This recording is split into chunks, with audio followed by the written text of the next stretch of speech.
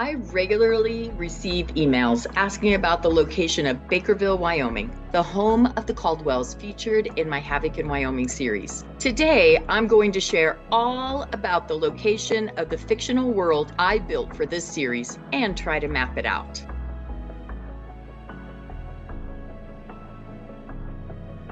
Hi, I'm Millie Copper, writer of cozy apocalyptic fiction and practical preparedness manuals. Welcome to my channel, Millie Copper Writes. If you're new here, you'd do me a great favor by hitting the subscribe button and turning on notifications. By doing this, you'll receive alerts when my channel uploads new videos. This is a great way for you to never miss a new audiobook drop or informational video. Subscribing also helps me and allows me to continue putting out free books on this channel. Thanks so much for your support. As a storyteller, I create the world in which my people live. This is commonly referred to as world building. Sometimes, as in Tolkien's Middle Earth or the fanciful tone of Harry Potter, things look different than our real world. Or, as in my stories, things will start off looking like today's current world, but then things will change, either immediately or gradually. Even though my stories start in a semi-realistic United States, I do take considerable liberties by creating new Wyoming towns and small cities. These imaginary towns are the setting for the Havoc in Wyoming series. In Wyoming Refuge, a Havoc in Wyoming prequel, the Mitchell family lives in Grover, Wyoming. In the Havoc world, Grover is located near real-life Gillette, Wyoming, in the eastern part of the state. Gillette is a pretty good-sized city of about 34,000.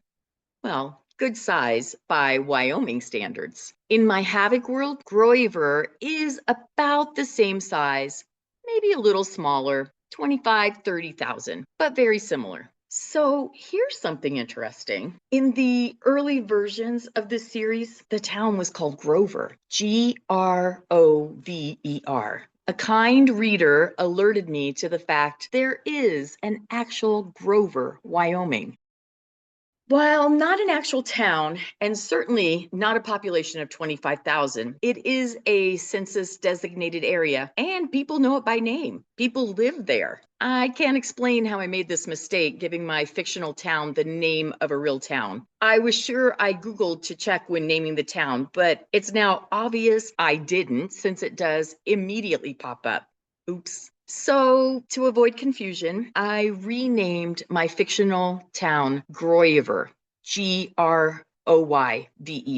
Now, I did consider a completely different name, something not even similar. But at that point, when I discovered my mistake, I already had the Caldwell's Homestead book narrated, and it was out. So if you listen to Caldwell's Homestead, the narrator, Nick Sullivan, he does actually say Grover. So just go with me, use your imagination, pretend like he's saying Grover.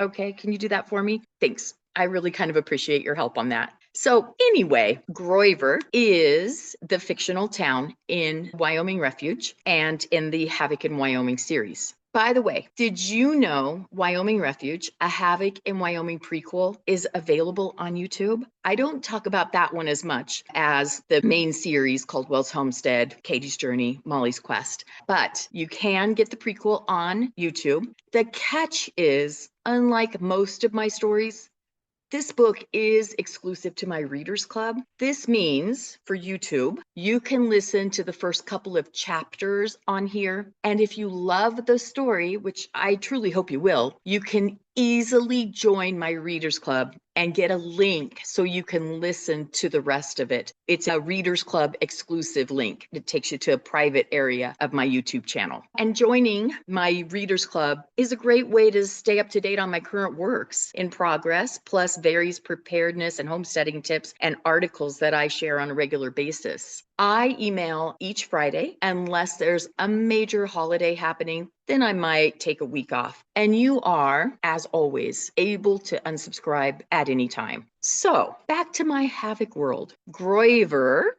and Gillette are about the same size, small cities, around 30,000. In my mind, fictioner Grover and Gillette again, a real town, are something like Minnesota's Twin Cities separated by a river. In my case, even the river is imaginary. The area is also surrounded by lots of public land, which isn't imaginary. That's pretty much what we have in real life Wyoming. 48% of Wyoming is federally owned, and the state of Wyoming owns another 5.5%. So if you're part of my Readers Club and just happen to be watching this video, you'll recognize this information because I have shared it before, and I use a simple map to show the location of Grover. If you look in the far northeast corner of this Wyoming map, you'll see Sundance, Gillette, and Newcastle. These are actual Wyoming towns. Next to Gillette, I've added a blue squiggly line. That's the imaginary river separating Gillette and Grover. To the left of that fake river is a red dot, and I added the word Grover underneath the little red dot. With my amazing map making skills, you do need to use your imagination a bit, but it mostly works to show you the location of these two towns. Again, Gillette, real actual town in Wyoming. Grover only exists in the Havoc in Wyoming world, same as the river separating the two towns. While I can simply add a river and a red dot to show you where Grover is located in the Havoc in Wyoming world, it's not quite as easy to point out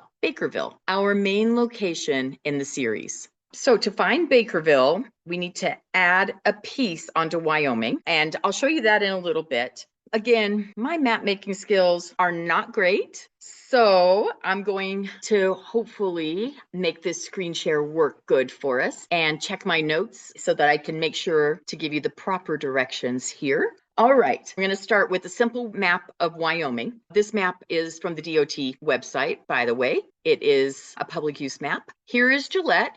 That was the real life town, Sundance, Newcastle, all those. And then we had that pretend river going through here and Grover right there. Okay, now to find Bakerville, it's on the other side of the state, on the western side.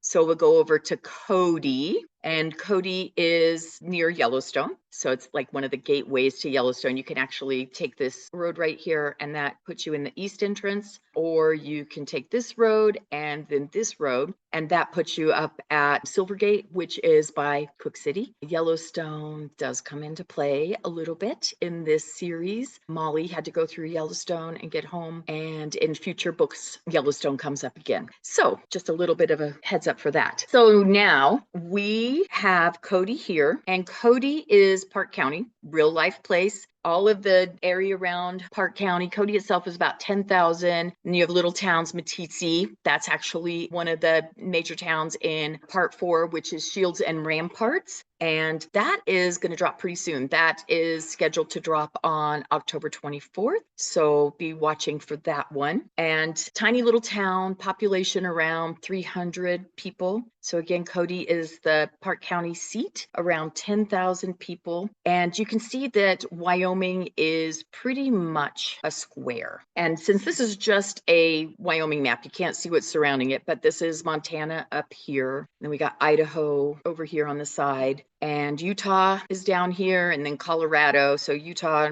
I guess right around there. Colorado is the rest of this. And then we've got Nebraska to right around here somewhere, and South Dakota. So there's my little square Wyoming surrounded by other states. And I don't change any of the other states. They're all the same. Wyoming is the same. Mostly just a little bit of a difference. So in real life, Park County, it extends all the way to the Montana state line. So with my fabulous map making abilities, I already showed you how we did Gillette and Grover, but I can't do the same for adding in Bakerville and Prospect County because I did a little addition on it. So this is real life Wyoming. I'm going to go ahead and stop the screen share, and we'll go back to looking at the other map. So now you should have the original map that I showed you where Gillette was, should be on your screen, and Gillette and Grover on the side. And then if you look to the other side, you'll see a little red square. So that red square is Prospector County. It's just a little chunk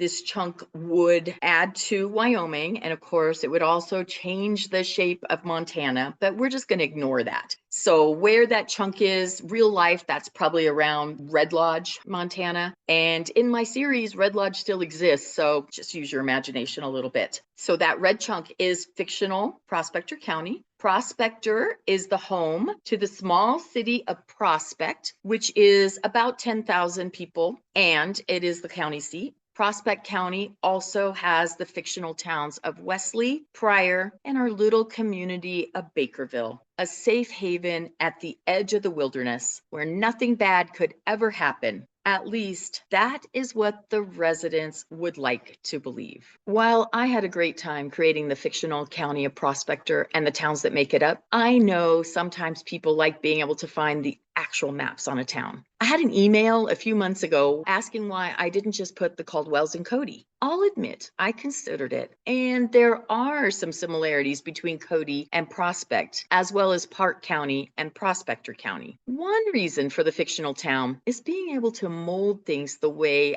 I needed them. A couple of other Wyoming writers have set their series in fictional Wyoming towns too. C.J. Box has the town of Saddle String as home to his game warden Joe Pickett, which isn't a real town in Wyoming, but is a post office located on the H.F. Bar Ranch in the Bighorns. Even so, there are real towns like Sheridan, Buffalo, and Saratoga that inspired it. Likewise, Craig Johnson has his Longmire series set in the fictional town of Durant in fictional Absaroka County. Durant is based on the real town of Buffalo, Wyoming, and they even hold Longmire Days there each year. I attended a writers event where Craig Johnson spoke, and he said he had originally planned on setting his series in Buffalo, but someone had pointed out he had a couple of roads crossing that didn't actually cross, and that was it for him. At that point, he knew his series would be in a fictional town. Side note, Craig Johnson is lovely. I was stationed next to him for a 1-hour book signing event, and he was so friendly to everyone. Just an amazing person. So if you've already listened to or read Molly's Quest, you may have caught that I give a nod to each of these amazing writers. It's a bit of an Easter egg or secret message I thought people might get a kick out of. So if you didn't catch it, you might want to go back and reread or re-listen to Molly's Quest and see if you can pick up Saddle String and Durant. World building isn't just the physical world of where towns and cities are located, but the tone of the world, the people, their actions, and most importantly, in my opinion, their morality. In the Havoc world, society is faced with new and incredible challenges. The world changes from what we all know. It's not an immediate change, but a gradual change. Morality is tested, and not everyone is up to the test. Bad things happen, sinful things, much like the world we live in today. I hope this video helps add to your enjoyment of the Havoc and Wyoming World books. Thanks so much for being here today, and please be sure to let me know if you have any questions.